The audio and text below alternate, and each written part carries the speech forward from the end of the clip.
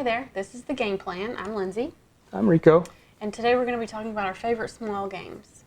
Now we might have different definitions of what a small game is, but these are our favorites of our own definition. Yeah, so I guess you could say. You want to tell us what your definition of a small game is? I went with totally just the size of the game. Of the game or the box? The game, the one that's being played. Okay, so what it looks like out on in play. Yeah. Okay, that's kind of, so I went with that and time. Okay. Because, I don't know, when I think of a small game, I think of relatively short as well. Yeah. Whereas some games I know, even though they might just be like a deck of cards. Can go on for a while. Yeah, what was the one we played? Bottle Imp. Oh gosh, yeah. It went on for like 3 hours. Yeah. You know, so that to me, no matter how small the footprint is, it's still not small. So I did a small physical footprint when the game is out in play and less than 45 minutes. Okay. I kind of did that as well, but I didn't put a time restriction on it, but it just turned out that the games that I chose are short length games. Yeah. And I think that's mostly common. Yeah. I just wanted to make sure that was also clear to anybody watching this. These games are not only small footprint, but they are short. Mine are. Yeah. So. Okay. So we're kind of on the same page with that. Yeah. Okay. So my number 5 is Bonanza. Okay, that's a good choice. Yeah, because you just need a small table to play it. Yeah. It's a card game. There's a lot of cards in play, and so it can, like, because that plays up to 7. So that's one of those, it's like, it can be. if you have 7 people, I don't care how small the game is, it's still kind of big, because you've got 7 people doing stuff. But I can see that, yeah. We usually play it like 4 or 5, so I've never played it with 7. Yeah. But it's really cool because in the game, when you score your points, depending on how many beans you have and the types of beans you have, the coins that you get, which are points, are just the cards. So you just flip them over and put them in a different stack with the back up, so you know that's how many points you have. So it's kind of compact that way. Yeah, yeah. So Cool, good choice. Bonanza. I like Bonanza. Yeah, I love that game. It's fun. So my number 5 is Jump Drive. Okay. That's not surprising. Yeah, I like the Galaxy series. Yeah. I like Roll the most. Race I've only played one time, but I mean it's fun. It doesn't. I don't need to have both Race and Roll. Yeah. And so I've just had Roll, but I like that whole universe, that whole whatever. And Jump Drive, I felt was a great addition. It's a short version of all of those and does really well. They do really like compact it. Yeah, nicely. it's like you're not. It's not the same game. It's not like a refined version of the same game or anything. It's just you feel. Yeah, this is part of the same series. It's part of the same universe, and the symbol. You know, the symbols are similar, and the concepts, like what you're trying to do, is similar. Yeah, and if you know the symbols from one, it's easy to translate into the other. Yeah, they may not be the exact same symbols, but the ideas are there. Right. Yeah, so. they did a really good job with that. I thought so too. Okay. Number 5. All right. So my number 4 is Fuji Flush. Okay. Yeah. Super quick. Just need a table, just a deck of cards, but you could just the time thing. You could go on forever with Fuji Flush, depending on how many people you have and how many hands people want to play, because it's really fun to just really quick do it. One more. Yeah. Oh, and that's the thing. Like I don't count that like one game. Yeah, really. Because a lot of these games you do play 3-4 times back to back, right? So good call, Fuji Flush. Yeah. It got hot. Yeah. I was starting to just like, and it made it look like maybe I was nervous. And it's just hot. It's just a little warm, and I'm chilly, so I've got long sleeves on. So this is our dynamic. Okay, so we're on number 3. Number 4. Number 4 for you. Yeah, my number 4 is I say King/Queen Domino. Okay. To me, they're basically interchangeable. You know, like people have said, like Queen Domino is the gamer version of King Domino. Yes. But the thing is like the people I would play one of those two with, if I chose to play King Domino, it's because they're probably a little bit less experienced gamers.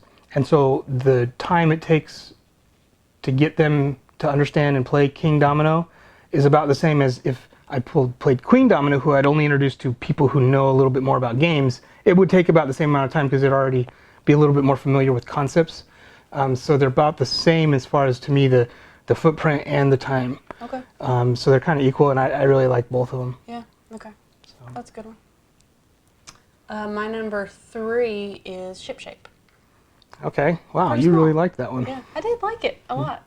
But it's really small, and there's just a stack of tiles. You take one of those tiles and add it to your stack of tiles. So it's not like a big game. Yeah. And it can be pretty quick as long as people don't get too AP about their bids. Yeah. I'm trying to look at like, can I see what that number was? 4 is in there, so it can be pretty quick. Okay. So I liked that one. I want to play it again. My number 3 is Just One. Yes.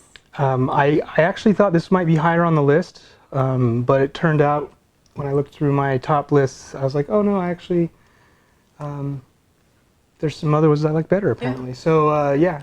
So Just One. It's one that Super simple. it is. It's like you just basically get a little marker and a little something to write on, and you write a single word, just one word, just one. Just one. And everybody compares their words, and if there's any matches, those are out. And so the person uses what's left to try and make an association with one word. What one word everybody's pointing to. Yeah. Yeah. It's really clever. Yeah.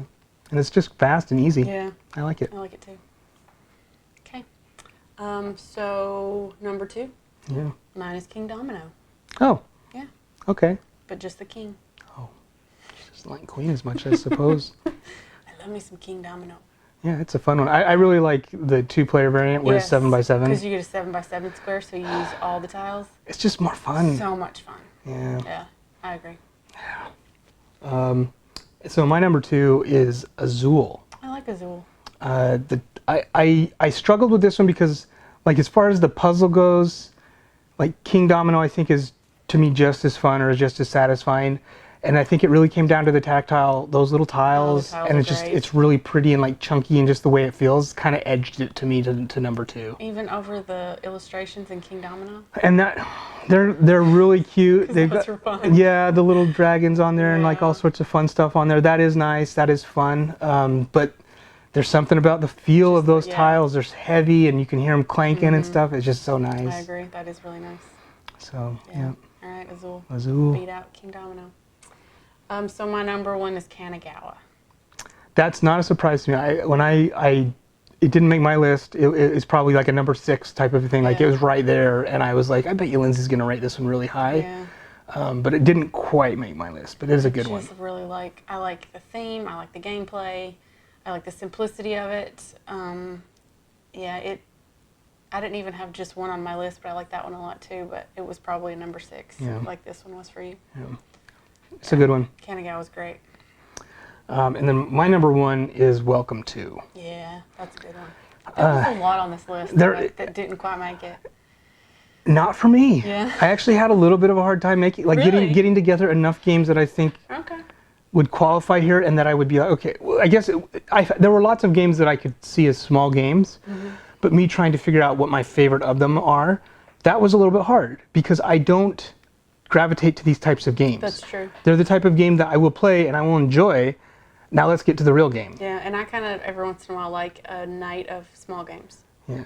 And where we play just like 3 or 4 of these smaller, shorter games. And you don't enjoy that as much. It's fine, but it's not something I look forward to. I plan to, like, I think about, like, oh, we should get together and play a bunch of small games. Like, I just never do that. And so Welcome To stood out as probably the only one that I will ask and plan, like, let's play some Welcome To. I like it. I really do. Yeah, I think that when we have those small game nights, you just feel like something's lacking and you're not quite as satisfied with it as if we had played like Tapestry or something. Yeah, that's true. Yeah. I mean, I always have fun, and I'll do it. I'll do it again. Yeah, but not every time. When we walk away without having played a meatier game or something I can at least sink my teeth into a little bit, I'm kind of like, eh. Yeah, just kind of feel like something's just not as satisfying. I had fun with the people. Yeah. All right, so that was our favorite small games. Let us know what yours are, and we'll see you next time. Thanks for watching.